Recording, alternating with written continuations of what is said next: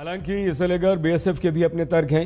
पहले जहां बीएसएफ को अपने दायरे, अपने अधिकार के बाहर पहुंच चुके अपराधी को पकड़ने के लिए स्थानीय पुलिस पर निर्भर रहना पड़ता था, वहीं बीएसएफ को अब उन्हें खुद गिरफ्तार कर लेना होगा और अब उन्हें किसी खुफिया जानकारी के आधार पर संदिग्ध को पकड़ने में बेहद आसानी भी होगी।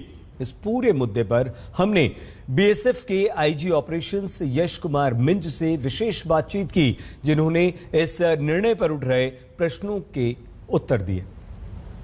राज्य सरकार, जो राज्य की पुलिस है, वो किस तरीके से अगर ऐसे कुछ मामले होते हैं उसमें एक्ट करेगा, और जो बीएसएफ है वो किस तरीके से इसमें एक्ट करेगा, इसको अलग अलग कैसे समझा जा सकता है?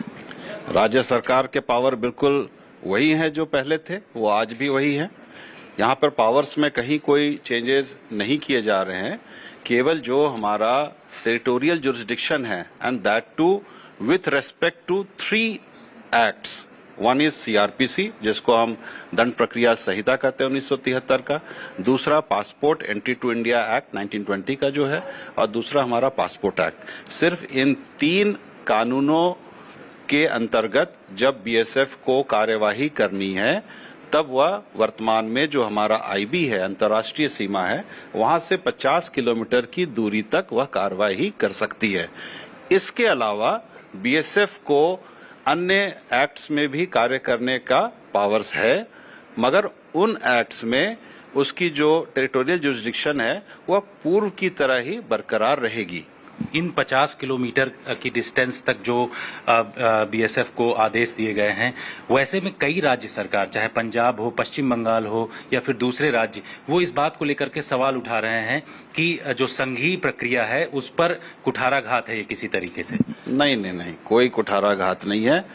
रादर बीएसएफ का जो ये एनहांस्ड टेरिटोरियल जुरिस्डिक्शन है, this is rather going to complement the efforts of local police. ये उनका एक पूरक की तरह वो हो जाएगा, and it is an enabling provision. उनका कहीं पर कोई स्टेट पुलिस के किसी भी पावर में या किसी भी उनके क्षेत्र में कोई कटौतरा नहीं किया गया है।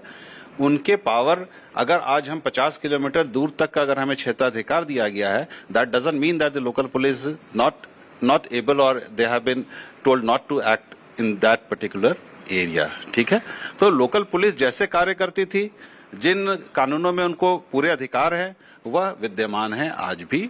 उसके अलावा कई बार जैसे कहीं पर जल्दबाजी हो जाती है, कहीं कुछ हो जाता है, इसलिए बीएसएफ को जस्ट इनेबल किया गया है, एम्पावर किया गया है, ताकि वो और भी अच्छे से कार्रवाई कर सके और स्टेट पुलिस का हाथ मजबूत कर सकें। That is the basic idea behind this.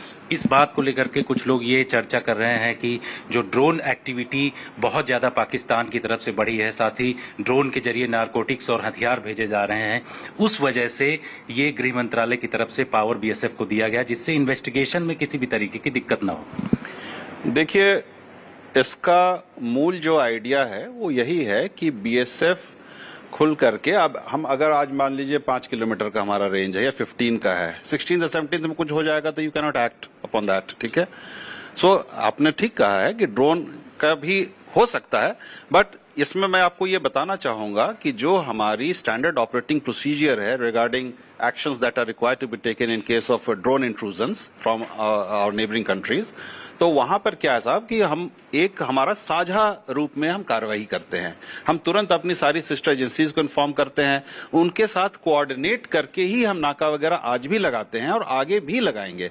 The only thing is that BSF gets more empowered rather to act independently also if need be